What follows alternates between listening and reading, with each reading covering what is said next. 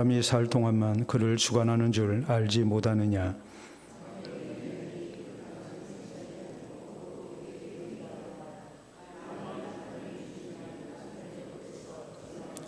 그러므로 만일 그 남편 생전에 다른 남자에게 가면 음녀라. 그러나 만일 남편이 죽으면 그 법에서 자유롭게 되나니 다른 남자에게 갈지라도 음녀가 되지 아니하느니라.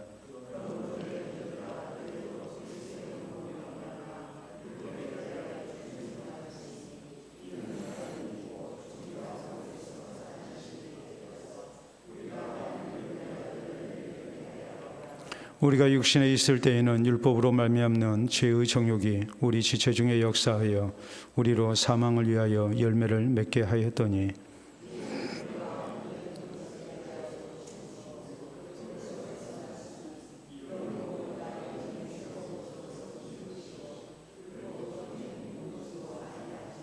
그런즉 우리가 무슨 말을 하리요? 율법이 죄냐? 그럴 수 없느니라. 율법으로 말미암지 않고는 내가 죄를 알지 못하였으니 곧 율법이 탐내지 말라 하지 아니하였더라면 내가 탐심을 알지 못하였으리라.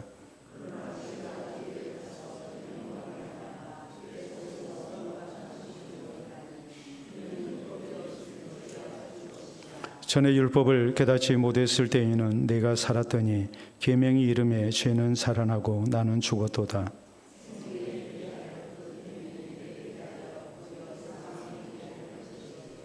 죄가 기회를 타서 계명으로 말미암아 나를 속이고 그것으로 나를 죽였는지라.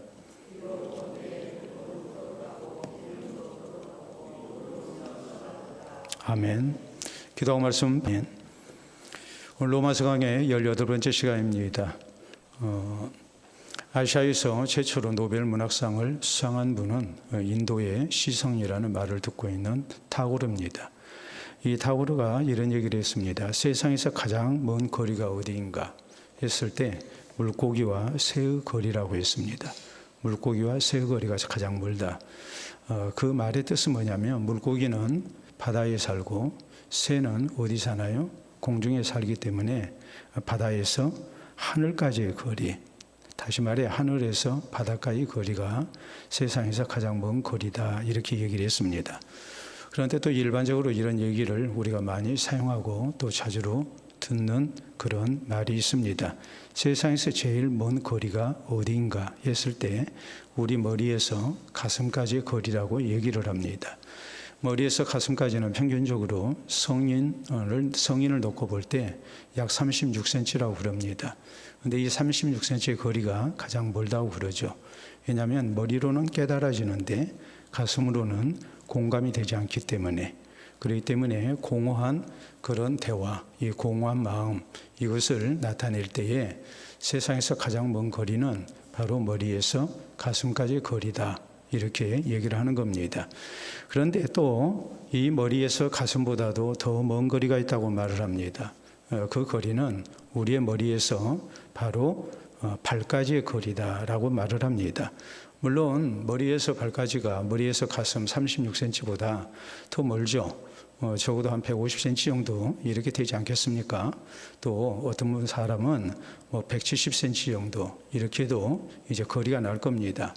36cm와 150, 170cm 이 거리를 비교하는 게 아니고 머리에서 가슴이라는 것이 어떤 은유적인 표현이 된 것과 마찬가지로 머리에서 발까지라는 것은 머리로는 잘 깨달아졌는데 발로 실천이 되지 않는, 발이 움직이지 않는 그 경우를 말하는 겁니다. 이것은 우리가 세상의 여러 가지 많은 지식을 통해서 또 교훈을 통해서 깨닫기는 하고 우리가 또 공감도 하는데 실제적으로 그것을 내 삶 속에 또 내 인생 속에 적용하는 것은 결코 쉽지 않다는 것을, 이 실천이라는 것이 얼마나 힘들고 또 중요한가라는 것을 그렇게 표현을 하는 겁니다. 우리는 지난 시간에 구원받은 성도의 성화에 대해서, 특별히 실천적인 면에 대해서 말씀을 살폈습니다. 우리가 하나님께서 바라시는 거룩한 삶을 살기 위해서, 구원받은 백성다운 그런 성화의 삶을 살기 위해서는 하지 말아야 할 것이 있고 해야 하는 것이 있다고 그랬죠. 그래서 소극적으로는 우리가 죄를 멀리해야 된다. 죄 짓는 일을 피해야 된다. 그리고 적극적으로는 우리가 하나님의 말씀에 순종하고 또 하나님께 헌신된 그런 삶을 살아야 된다. 이것이 강조가 됐습니다. 성화의 삶이라는 것은 죄 있는 일을 멀리하고 하나님의 말씀에 순종하고 하나님께 헌신되는 삶을 살게 될 때에 비로소 우리가 성화의 삶을 살 수 있는 겁니다. 또 그렇게 해야 하는 이유는 마지막 하나님의 심판을 생각하면서 우리가 성화의 삶을 살아야 된다. 이것이 우리가 지난 시간에 살폈던 말씀의 주된 교훈이었습니다. 오늘 성경 말씀은 믿음으로 구원받은 우리 성도가 성화의 삶을 살기를 원해도 이게 실제적으로 현실적으로는 쉽지가 않다는 데서 시작이 됩니다. 이건 우리가 많이 경험하는 바입니다. 이론과 실제의 차이가 있는 것이죠. 머리로는 깨닫고 우리의 마음속으로 우리가 아멘도 했습니다. 그런데 발까지 안 가는 겁니다. 실천이 안 되는 겁니다. 성화의 삶을 살고자 해도 우리가 이것이 잘 내 삶 속에서 이루어지지 않는 거예요. 분명히 나는 머리로 믿었습니다. 깨달았습니다. 가슴으로 공감했습니다. 또 아멘 했습니다. 또 그렇게 살기를 소원했습니다. 그런데 또 노력도 했는데 성화의 삶을 사는 것이 결코 쉽지 않다는 것을 우리는 잘 압니다. 가슴에서 발까지 거리가 너무 멉니다. 머리에서 세지 아니해도 가슴으로 우리가 공감하고 아멘하고 은혜를 받았다 해도 이게 발까지 가지를 않는 겁니다. 그러다 보니까 우리에게 어떤 고민이 생깁니까? 내가 정말 구원받은 사람인가? 성화를 우리가 임해야 할 이유는 마지막 심판을 생각해서 우리가 성화의 삶을 살아야 된다고 했는데 하지 말라는 것은 하지 말고 하라는 것을 우리가 해야 한다고 했는데 이거 잘 알았습니다. 또 마음으로 공감했습니다. 그렇게 해야 되겠다고 결심도 했습니다. 그런데 이게 발까지 안 가는 겁니다. 실천이 안 되는 겁니다.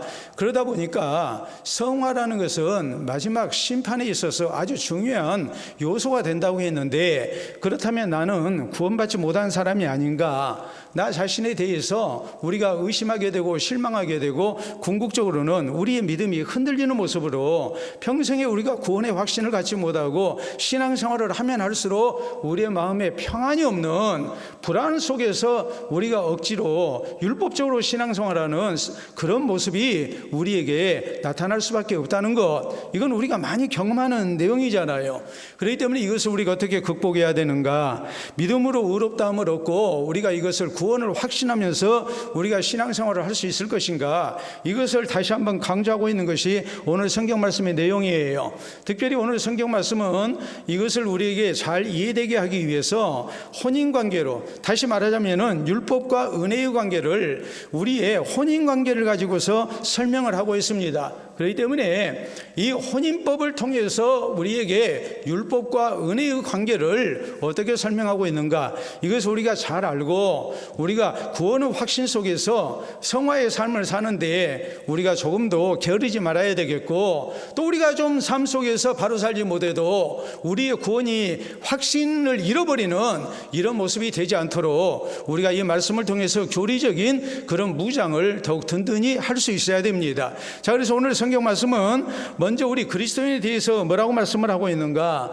우리 그리스도인은 더 이상 율법에 매여 있는 사람이 아니라는 것을 선포합니다. 자, 1절부터 시작되는 말씀 4절까지 보도록 합니다.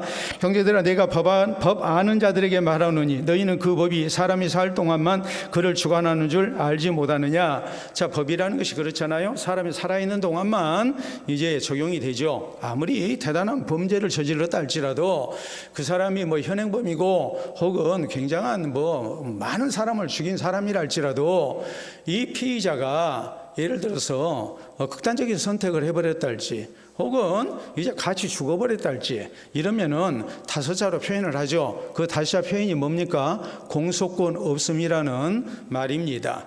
더 이상 수사를 할 필요도 없고 재판을 받을 필요도 없어요. 법이라는 것은 그 사람이 살아있을 때만 적용이 되는 거예요. 죽은 사람한테, 물론 과거에 부관 참시라해서 역적이랄지 이런 사람들 죽고 난 다음에 어떤 경우는 심한 경우는 한 200년 흘러가지고도 무덤 파헤쳐서 파묘해가지고 이제 시신 꺼내서 부관 참시했다 그런 역사 기록도 나옵니다.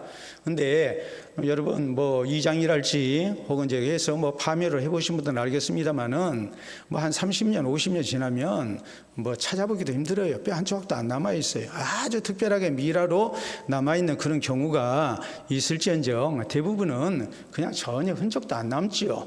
예, 그러나 그의 죄상이 너무나도 크기 때문에 역사의 교훈을 삼기 위해서 이제 부관참시라는 이런 형벌을 내리기도 했었습니다.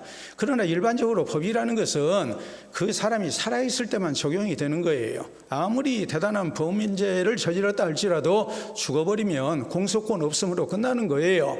죄를 물을 수가 없는 거예요. 자, 그래서 여기서 말하는 법이 하나가 이제 언급이 됩니다. 자, 2절에 보면 남편이 있는 여인이 그 남편 생전에는 법으로 그에게 매인받으나 만일 그 남편이 죽으면 남편의 법에서 벗어나느니라. 그러므로 만일 그 남편 생전에 다른 남자에게 가면 음녀라. 그러나 만일 남편이 죽으면 그 법에서 자유롭게 되나니 다른 남자에게 갈지라도 음녀가 되지 아니하느니라.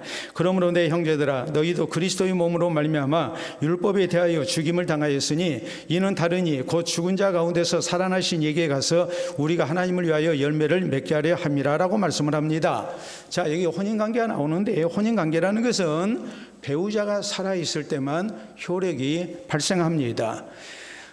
배우자가 죽고 나면 얼마든지 재혼을 할 수 있는 권리가 생긴다 이 말이에요. 그렇기 때문에 혼인법이라는 것을 놓고 볼 때에 이 혼인법의 적용이라는 것은 배우자가 살아있을 때만 적용이 되는 것이고 배우자가 죽어버리면 이제 그 사람은 자유함을 얻는 겁니다. 재혼할 수 있는 권리가 생긴 거예요. 지금 그걸 말씀하는 거예요. 자, 예수 그리스도의 십자가의 죽음은 율법의 요구를 다 이루신 죽음이었습니다. 그로 말미암아서 우리를 율법의 저주와 또 정죄에서 우리를 해방시켜 주셨고 우리를 자유케 하셨습니다. 그러니까 예수 그리스도의 십자가의 죽음이라는 것이 우리를 해방하는 대속의 죽음이었단 말이에요. 우리는 더 이상 율법에 매이지 않게 됐어요. 왜요? 율법의 요구를 다 이루셨기 때문에, 율법의 정죄에서 우리를 벗어나게 했기 때문에. 그러므로 우리는 더 이상 율법과 관계가 없는 사람이에요.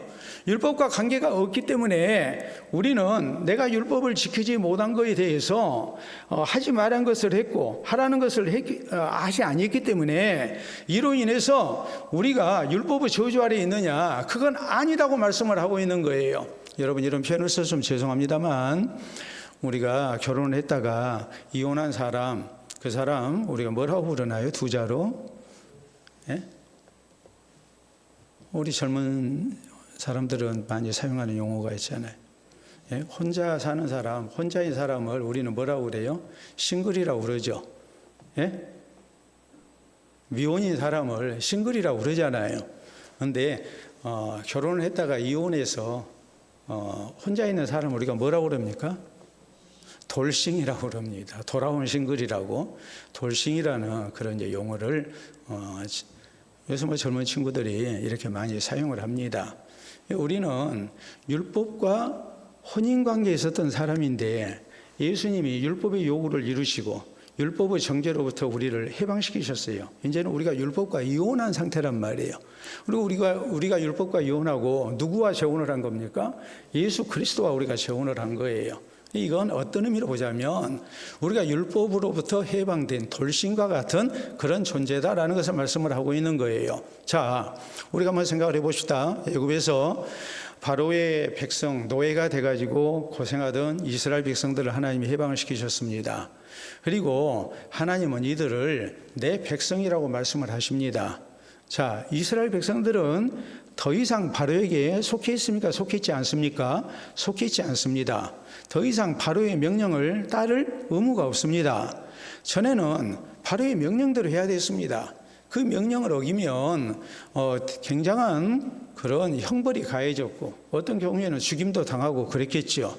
그러나 이제는 해방이 됐습니다. 바로와의 관계가 끊어졌습니다. 바로와의 관계가 끊어졌기 때문에 더 이상 바로에게 겁을 낼 필요도 없고 바로에게 예속된 백성이 아니란 말이에요. 하나님의 백성이란 말이에요.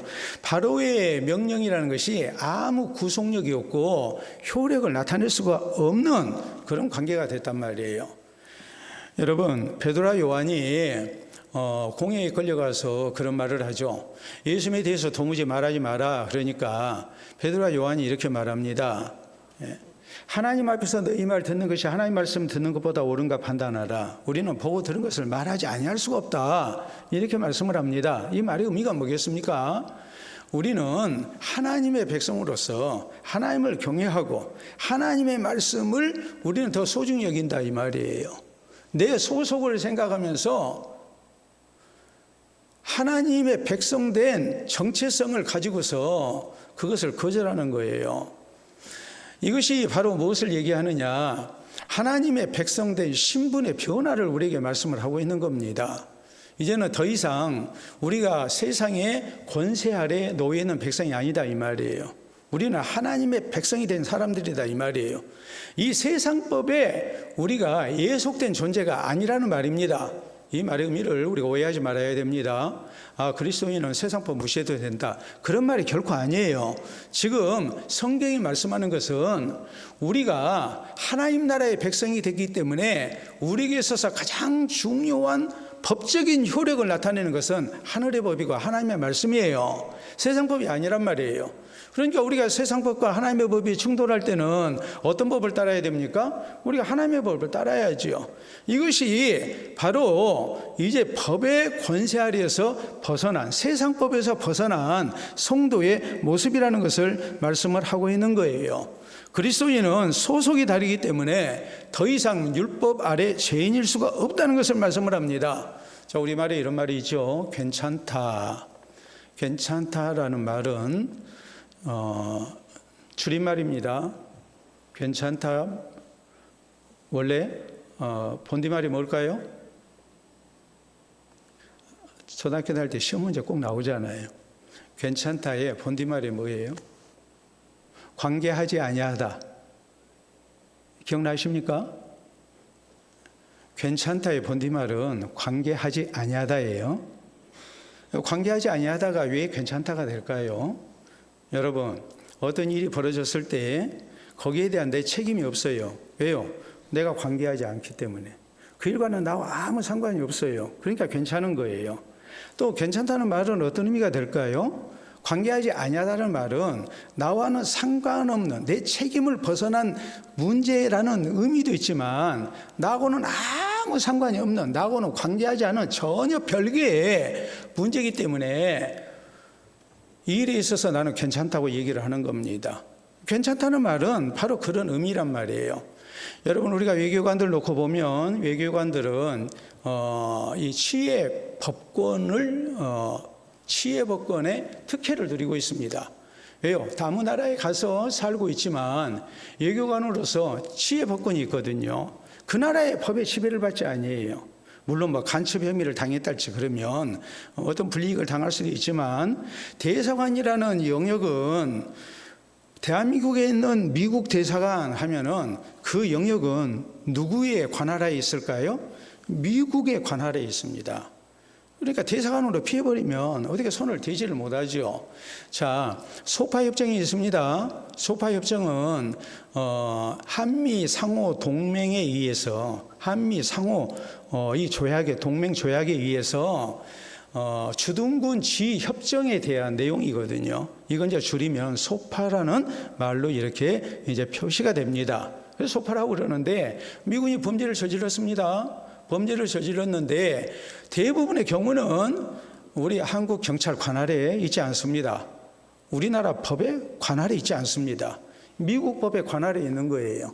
이게 주둔군 지휘 협정에 의한 거거든요. 다시 말하자면은 소속이 다르기 때문에 대한민국의 법에 지배를 받지 않는 거예요. 우리 그리스도는 누구인가 했을 때 예수님이 율법의 요구를 다 이루셨습니다. 우리는 율법과 혼인관계에 있었는데 예수님께서 율법의 요구를 이루심으로 율법 아래 우리가 다 죽게 하셨어요. 그 죄값을 지불을 하셨어요. 예수님의 십자가의 죽음이 누구의 죽음이 된 겁니까? 내 죽음이 됨으로써 율법과의 관계가 끝난 거예요. 그렇기 때문에 율법대로 우리가 살지 못해서 우리가 율법의 저주 아래 있고 율법의 정죄 아래 있고 그래서 내가 구원받지 못하고 하는 것은 결코 아니다 이 말이에요. 이걸 지금 성경이 지금 분명하게 강조를 하고 있는 거예요.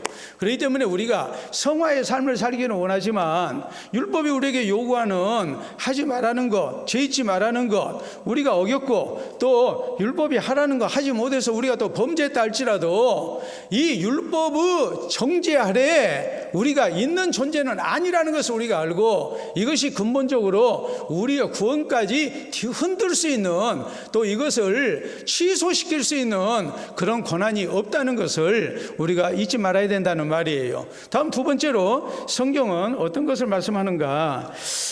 그렇다고 해서 하나님께서 우리에게 율법을 지키지 않아도 된다고 하셨는가? 그건 아니라고 말씀을 합니다.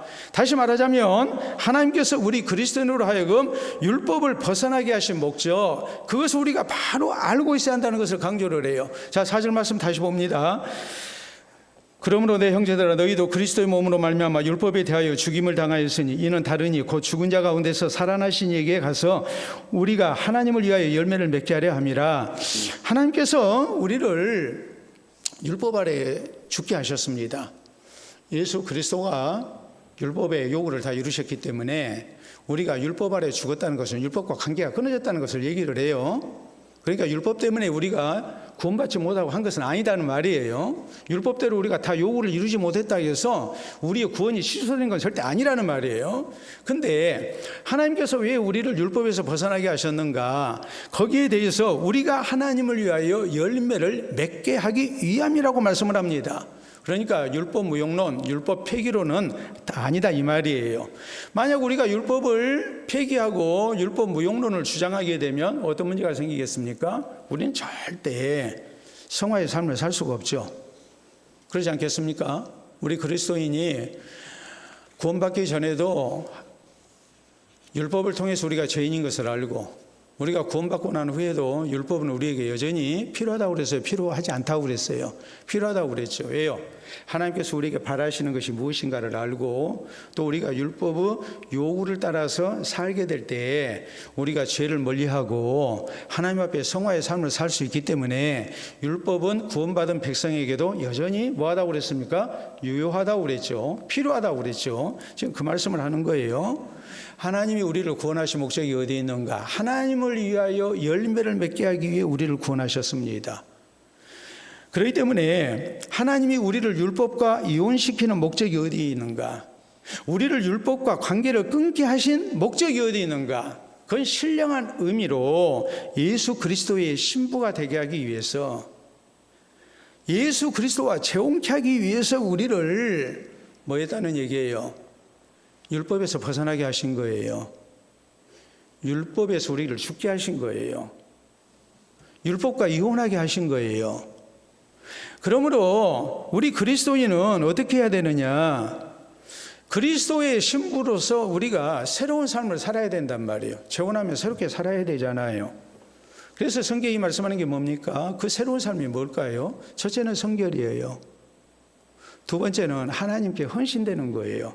하나님을 위하여 열매를 맺게 하려고 하나님이 우리를 율법에서 벗어나게 하신 거란 말이에요. 그냥 율법도 없고 내 마음대로 살아라고 하나님이 우리를 율법에서 벗어나게 하신 게 아니고 율법과의 관계를 끊고 이제는 예수 그리스도와 관계를 맺는 가운데 우리가 하나님을 위해서 열매를 맺게 하려고 하나님이 우리를 율법에서 벗어나게 하신 거예요. 그러므로 5절에 우리가 육신에 있을 때는 율법으로 말미암는 죄의 정욕이 우리 지체 중에 역사하여 우리로 사망을 위하여 열매를 맺게 하였더니 6절 이제는 우리가 얽매였던 것에 대하여 죽었으므로 율법에서 벗어났으니 이러므로 우리가 영의 새로운 것으로 섬길 것이요 율법 조문의 묵은 것으로 아니할지니라 라고 말씀을 합니다. 우리 하나님께서 우리를 율법에서 벗어나게 하신 것은 목적이 분명히 있습니다. 그것은 그리스도의 신부가 돼서 우리가 새롭게 사는 가운데 하나님을 위해서 열매를 맺게 하기 위함이다. 그러므로 영의 새로운 것으로 우리가 주를 섬기는 성도가 되어야 돼요. 구원의 감격 속에 구원의 감사 속에 우리가 뭐 해야 됩니까? 더 하나님 말씀에 순종하고 더 헌신되는 성령의 욕구를 따라서 우리가 사는 하나님의 백성이 돼야 되고, 이래서 열매를 맺는 성도가 돼야 된다는 말이에요. 여러분, 애굽에서 노예 생활하던 이스라엘 백성들을 하나님께서 해방시켜 주셨습니다.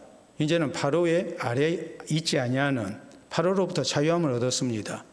바로의 법을, 명령을 따를 이유가 없어졌습니다. 그렇다고 해서 이스라엘 백성들 마음대로 살게 하셨습니까? 그건 아니죠. 뭐 하게 하셨습니까? 하나님이 율법을 주시잖아요.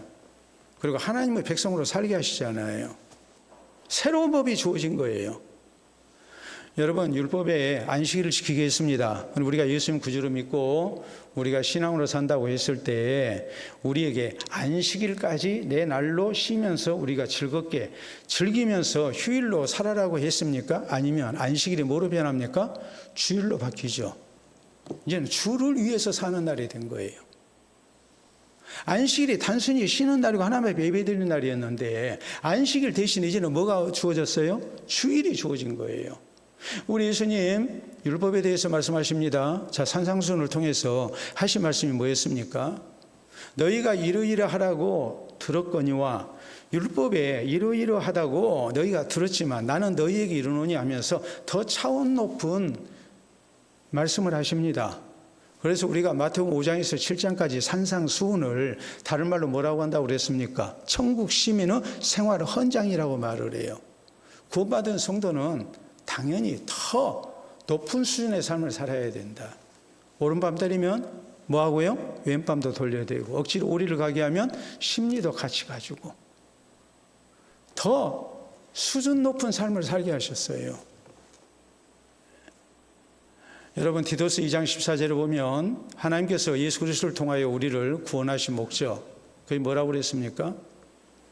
선한 일을 열심히 하는 자기 백성이 되게 하기 위해서였다.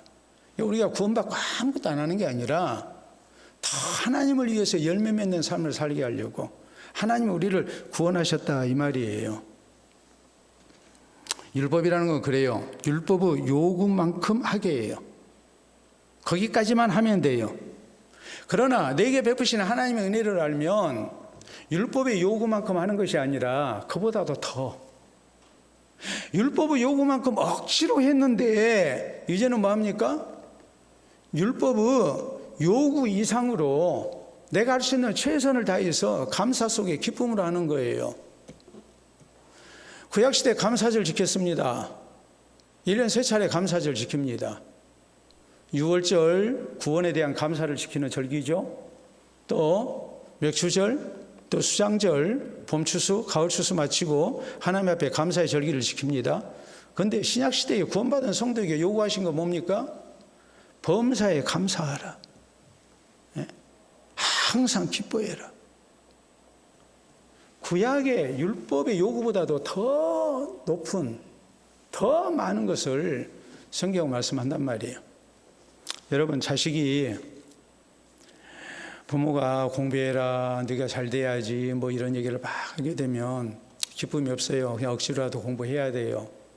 그런데 자식이 나중에 자라고 나서 부모가 나를 위해서 희생하고 헌신된 것을 알면 그 부모의 은혜가 감사해서 이제 뭐 합니까? 공부하지 말아야 해도 더 공부하고 부모님 마음 편케 해드리려고 노력을 하고, 그럼 우리가 그런 경우 뭐라고 그럽니까? 이제 다 컸다, 철들었다 그러죠.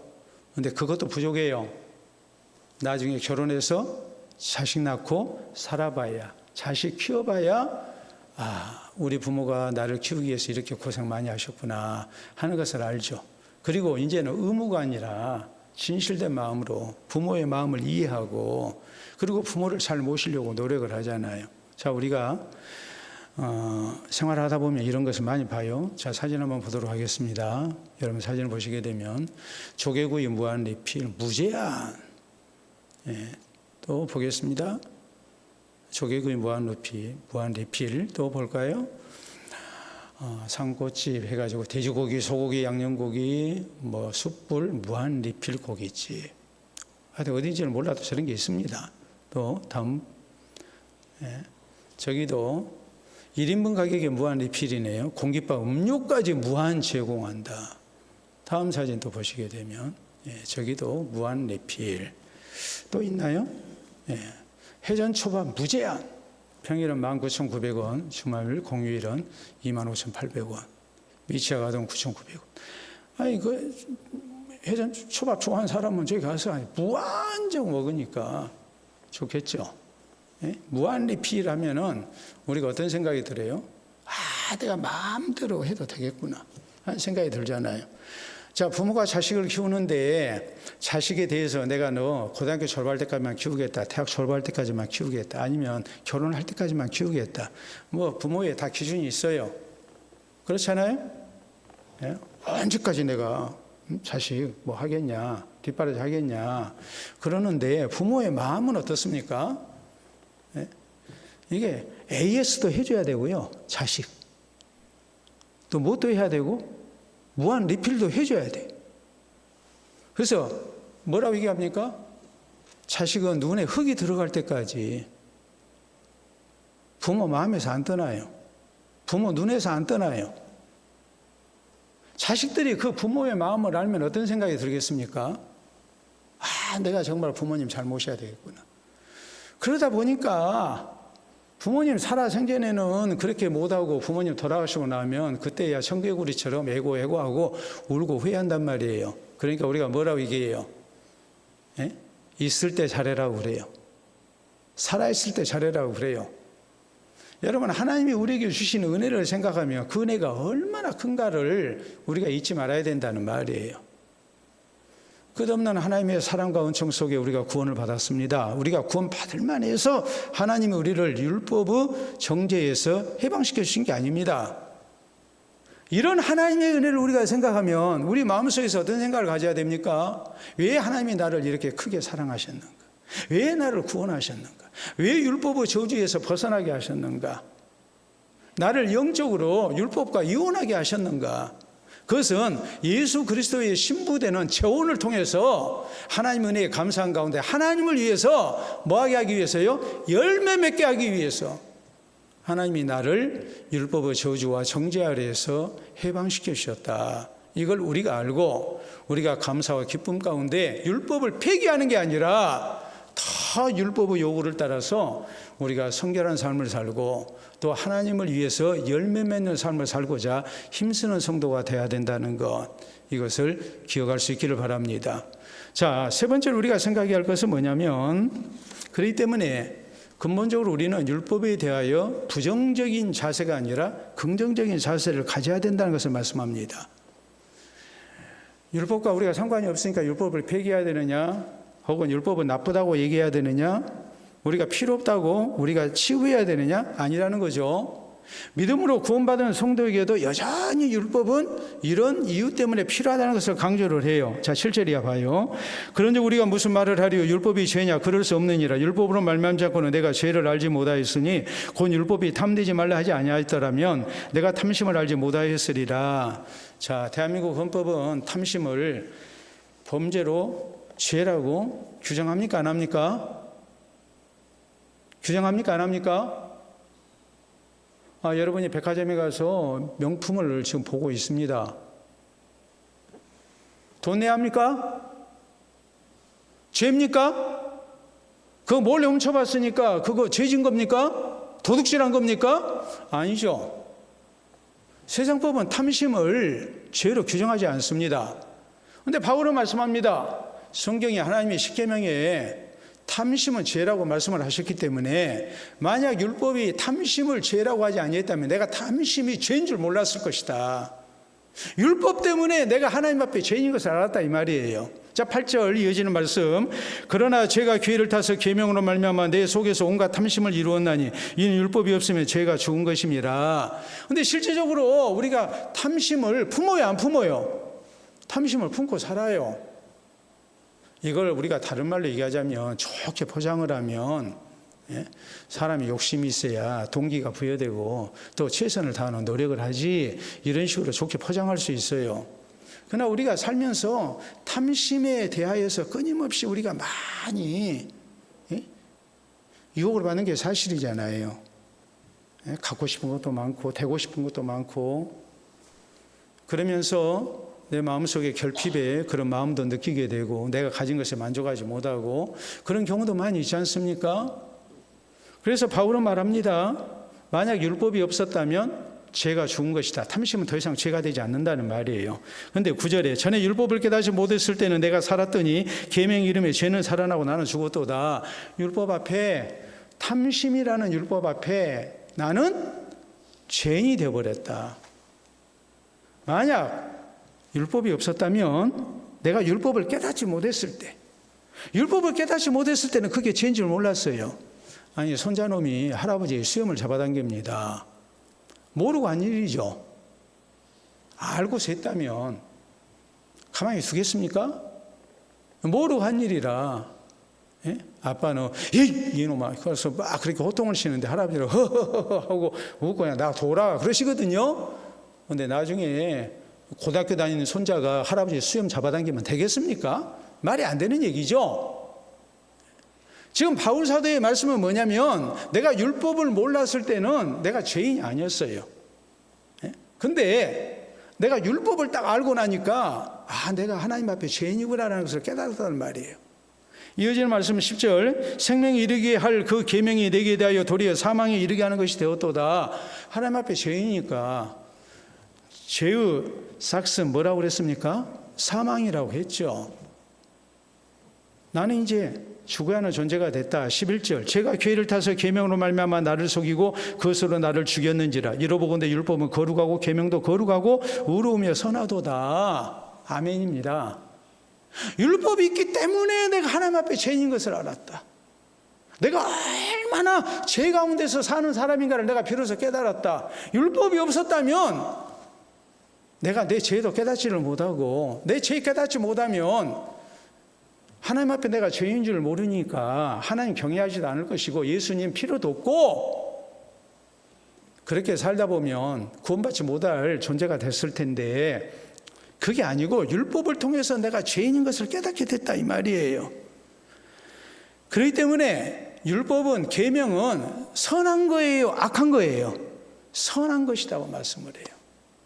율법이라는 것이 나를 참 괴롭게 하고 힘들게 하고 나를 정죄하는 그런 도구가 됐지만 그것이 있기 때문에 내가 하나님 앞에 죄인인 것을 알고 내가 예수님을 구주로 믿게 됐다 이 말이에요. 그러니까 율법은 선한 거다. 계명은 선한 거다라고 말을 하고 있는 거예요. 나의 구원을 위해서 또 그리스도인으로서 하나님의 백성으로서 하나님의 뜻을 따라 바로 살게 하기 위해서 성화를 위해서 율법은 꼭 필요한 거다라는 말이에요. 율법을 부정적으로 보지 말고 긍정적으로 바라는 말이에요. 그렇기 때문에 율법대로 살지 못하는 내 모습 때문에 우리가 스스로 정죄하죠. 또 구원이 의심이 되죠. 그런가 하면 기쁨을 상실하게 할 때도 있어요.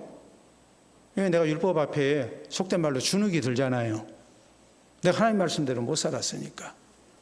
그러나 율법을 통해서 내가 죄인인 것을 깨달을 때 우리는 그냥 주눅이 들어가지고 나 스스로 정죄하고 나는 구원받을 자격이 없다고 생각하고 그리고 율법 앞에 나 자신의 초라함을 느끼면서 기쁨을 상실하는 그런 모습이 아니라 예수 그리스도의 은혜가 아니면 나는 정말 구원받지 못할 사람이다. 나라는 존재가 이것밖에 안 되니까 나는 예수님 외에는 내가 구원받지 못한다. 그래서 우리가 더 절실하게 깨달아야 된다는 말이에요. 더 예수님의 십자가의 은혜를 의지하고 그리스도를 통해서 우리에게 주어진 구원에 대해서 감사하고 더 우리가 믿음을 굳건히 하는 성도가 돼야 된다는 거고 나를 향하시는 하나님의 요구가 무엇인가를 알고 거기에 이르기 위해서 더 성화의 노력을 해야 된다는 말이에요. 율법이 그래서 우리에게 있는 거예요. 자, 하나님께서 아담과 하와에게 선악을 알게 하는 나무의 열매를 먹지 못하게 했습니다. 어떤 사람은 그런 얘기를 해요. 하나님 참 나쁘다.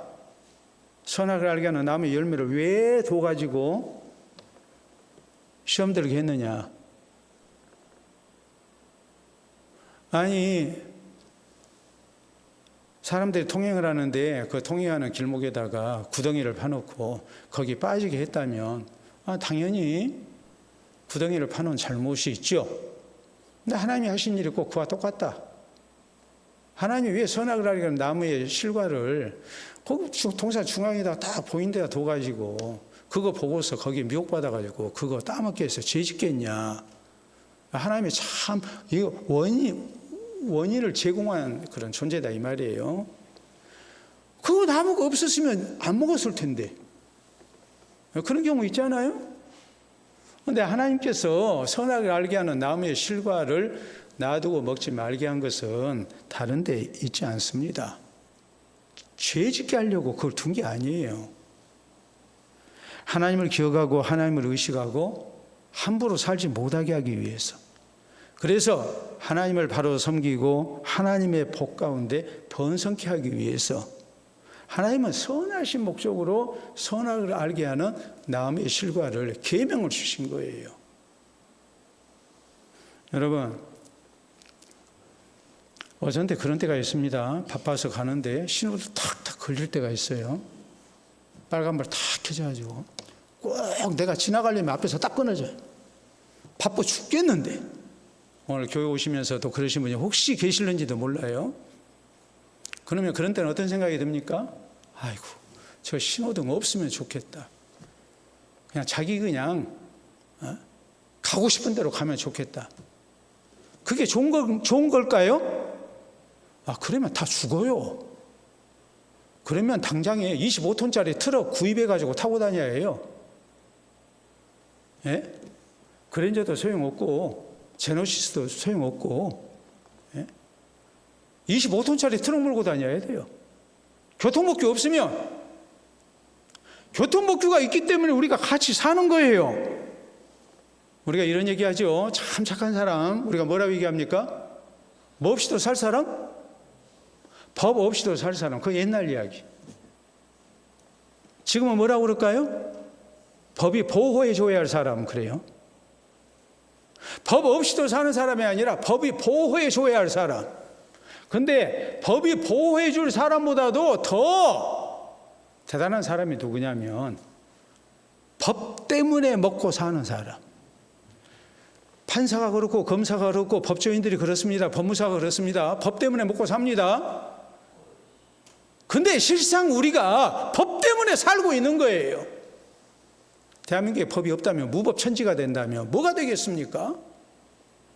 그렇기 때문에 칼뱅이 남긴 유명한 말이 있어요. 무정부 상태보다 뭐가 더 낫다? 무정부 상태보다 부패한 정부가 더 낫다.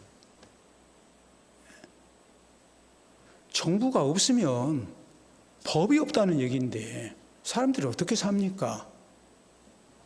부패한 정부를 할지라도 도둑질하지 마라, 사람 죽이면 안 된다 그러잖아요. 그래서 우리가 살고 있는 거예요. 소시민들이. 율법이 있기 때문에 우리가 사는 거예요.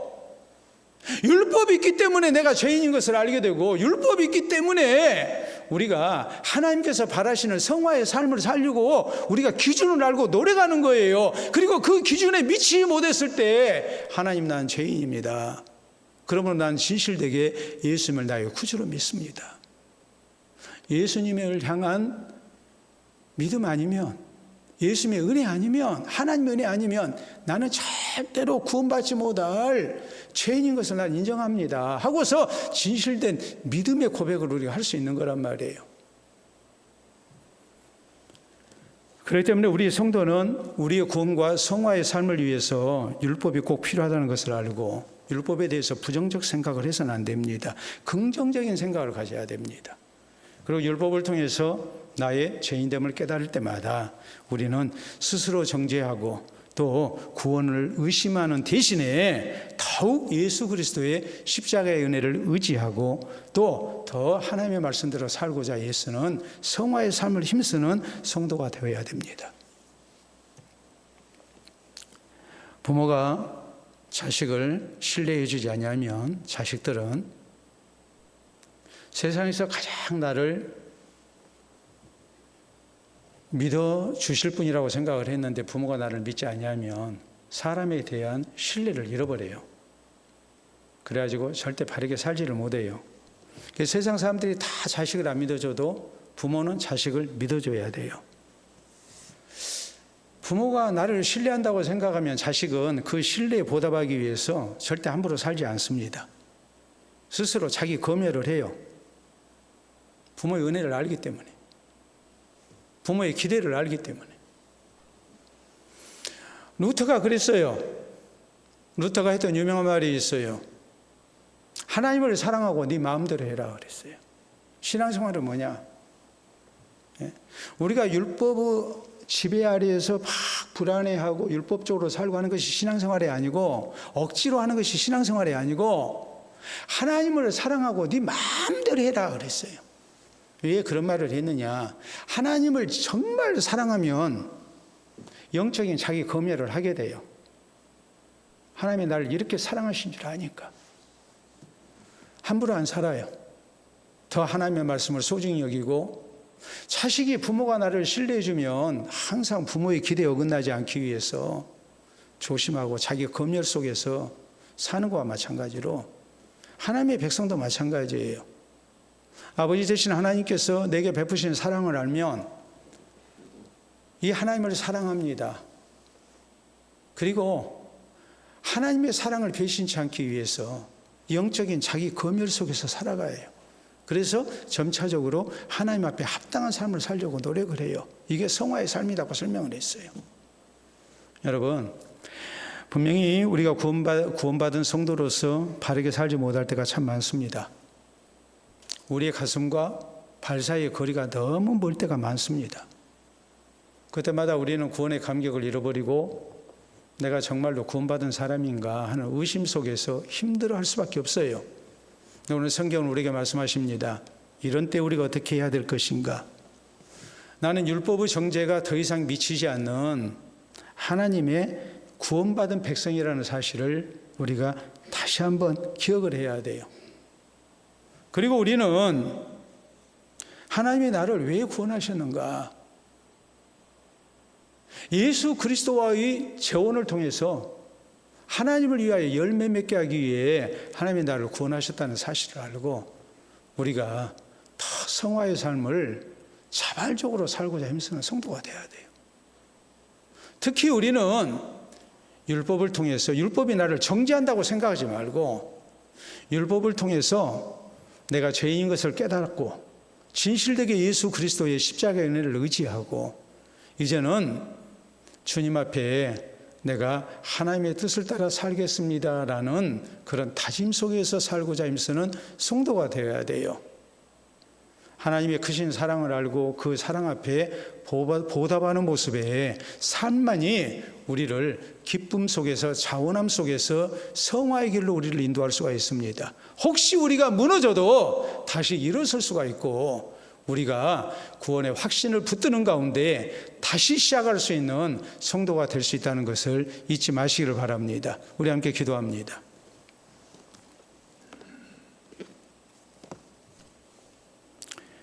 예수 그리스도의 십자가의 은혜를 통해서 우리를 구원하신 하나님의 은혜 머리로 깨달아야 됩니다. 우리가 가슴으로 진실되게 받아들이고 또 우리가 성화의 삶을 살고자 힘쓰는 성도가 되어야 됩니다. 그래서 가슴에서 발까지의 거리가 멀게만 느껴졌지만 이제 좀 더 가까워지는 그런 은혜 속에서 살아가는 성도 될 것을 우리가 기도로 다짐할 수 있기를 바랍니다.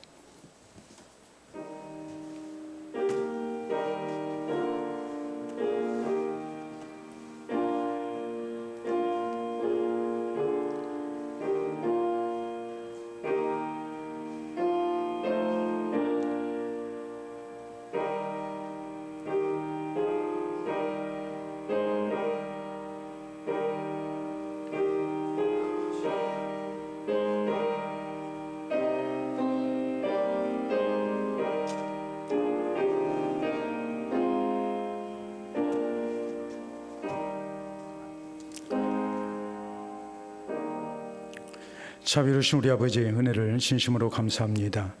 자주로 죄악 가운데 넘어진 우리들 주께서 긍휼히 여기시사 주의 강한 손으로 붙드시고 우리를 다시 세워주시고 또 다시 믿음의 길을 걸어갈 수 있도록 은혜 주신 줄로 믿고 감사를 드립니다. 항상 율법 아래 죄인인 것을 우리가 잊지 말게 하시고 예수 그리스도의 십자가의 은혜를 생각하며 그리스도와 결혼한 주의 신부된 교회로서 성도로서 우리가 늘 바른 길 걷기를 힘쓸 수 있기를 원합니다. 주께서 예수 그리스도를 통하여 우리를 구원하시고 또 하나님을 위하여 열매 맺게 하신 것을 잊지 말게 하시어 항상 주의 말씀을 따라 사는 일이 우리에게 즐거운 일이 되게 하시고 마땅한 일이 되게 하시고 감사한 일이 될 수 있기를 원합니다. 늘 하나님의 말씀 앞에 나 자신을 비추는 가운데 우리의 부족이 발견될 때마다 우리가 예수 그리스도의 십자가의 은혜를 잊지 말게 하시고, 그럼에도 불구하고 나를 사랑하시고 변함없이 붙들고 계시는 주의 은혜 기억하며 우리가 다시 일어서게 하시고 다시 새 출발하는 은혜가 있게 해 주시옵소서. 그래서 늘 하나님의 영원하신 구원을 향하여 나아가는 우리의 발걸음 되게 하시고, 어제보다도 더 나은 오늘의 모습이 오늘보다도 더 나은 내일의 모습으로 우리가 성화의 삶을 살게 하셔서 거룩한 백성으로 하나님 앞에 설 수 있도록 인도하여 주시옵소서. 오늘도 말씀을 통해 우리를 새롭게 하시고 또 우리로 하여금 소망 가운데 내일을 바라보게 해 주신 줄로 믿습니다. 또 우리의 신앙을 더욱 정결케 하시고 우리를 세워주시오며 또 힘있게 하신 줄로 믿사오니 우리 사는 날 동안 성화의 삶을 힘쓰는 우리 모두 될 수 있도록 인도해 주시옵소서. 예수님 이름으로 기도하옵나이다. 아멘.